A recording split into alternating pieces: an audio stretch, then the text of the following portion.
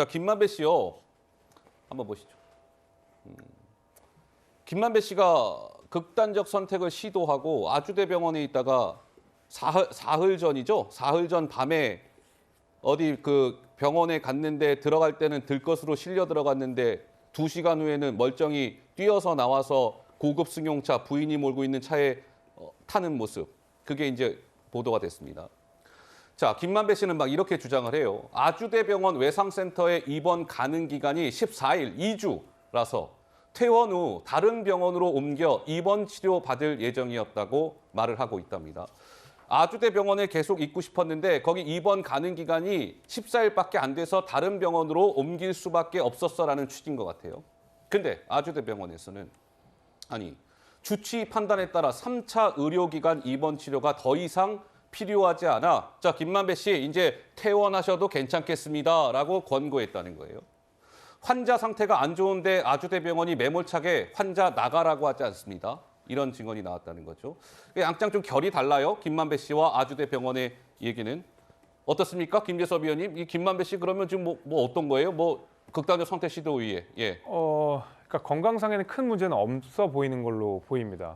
그러니까 애초에 그 김만배 씨가 뭐 자해를 하고 나서 병원에 가게 되는 경위도 사실은 걸어서 들어갔다라고 하고 뭐 그렇게 외상이 크게 심한 상황은 아니었다. 이제 그렇게 네. 언론 보도에 나온 바 아니겠습니까? 그래서 그 당시에도 많은 추측이 뭐냐면 정말로 스스로의 어떤 목숨을 해치려고 했다기보다는 이것이 검찰 또는 이재명 대표에게 보내는 사인이다 이렇게 해석하는 경우가 많았거든요.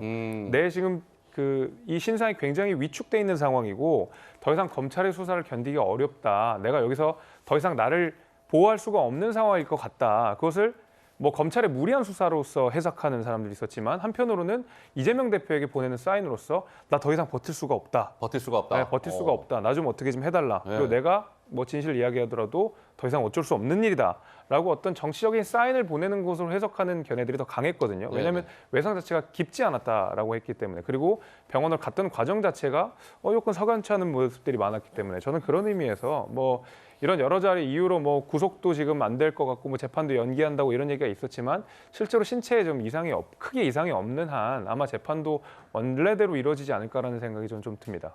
예, 알겠습니다. 뭐 극단적 선택을 김만배 씨가 뭐 시도를 했는데 어느 정도 뭐 상처가 깊은지 안 깊은지는 뭐 저희가 뭐 이제 눈으로 확인한 건 아니니까 어쨌든 자 그렇습니다. 그래서 지금 김만배 씨는요 자택에서 이제 뭐 치료를 받고 있다고 해요. 어디 병원에 들어간 게 아니라.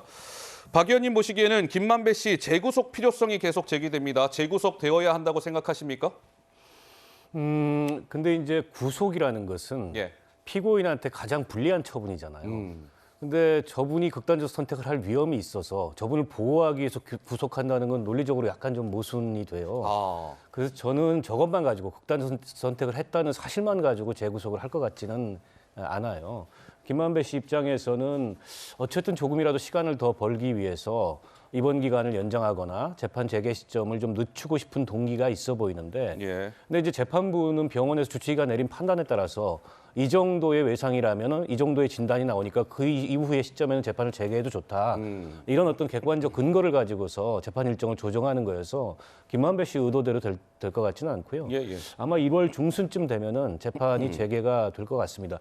재판이 재개됐을 때 과연 김만배 씨가 어떤 입장을 취하느냐 이게 이제 모두가 주목하는 그 사안 아니겠습니까? 예. 기존대로 천화동인 1호를 포함해서 어쨌든 자기 지분이다 이렇게 주장을 할지 지금 김만배 씨 이외에 나머지 대장동 관련자들이 한결같이 다 김만배 씨한테 예. 천화동인 1호의 지분은 이재명 측이다 이렇게 들었다는데 그에 대해서 그런 어떤 진술과 유사한 그런 진술을 하게 될지 좀 지켜봐야 될 것 같습니다. 근데 제 기억에 정미경 의원이 그런 것도 있었어요. 그러니까 이번에 사실은 검찰 입장에서는 김만배 씨를 더 구치소에 가둬두고 싶었었어요. 네. 근데 이번에 법원이 그 허락을 안 해준 거예요. 네. 근데 그때 법원이 이번에 허락 안 해주면서 뭐라고 그랬냐면 김만배 씨 관련해서 재구속될 필요성이 인정이 되는 그런 명분과 사유가 있으면 재구속시키겠다는 식으로 법원이 얘기했어요. 네. 그렇다면 김만배 씨가 지금 극단적 선택을 시도한 거 아니겠습니까? 네. 그럼 법원이 얘기하는 재구속시킬 수 있는 명분과 사유에 해당할 수 있지 않을까요? 어떻습니까? 있죠. 그게 왜 그러냐면 지금 결과적으로는 이분이 그 재판을 연기하기 위해서 혹은 수사를 피하기 위해서 그런 식으로 이제 극단적인 선택을 했다. 근데 지금 이게 극단적 선택이 말하자면 다른 목적을 위해서 한 거라면, 특히 뭐 재판이나 결과적으로 수사를 뭐 방해하는 측면도 있는 거잖아요. 그렇다면은 법원에서는 이거는 그 도주 우려에 크게 광범위하게 도주 우려가 있다라고 볼 수가 있는 거거든요. 그렇기 때문에 저는 재구속 사유가 충분히 되고요. 아마 구속할 가능성이 굉장히 높아 보입니다. 예. 알겠습니다. 김만배 씨 얘기를 뭐 이렇게 하는 이유는 뭐 이 대장동 사건에서 김만배 씨가 키맨이다. 그가 입을 뭐 어떻게 여느냐에 따라 굉장히 중요하다. 뭐 이런 얘기가 많이 나오고 있었어요. 그의 행보 하나하나에 언론들도 많은 관심을 가지고 있습니다.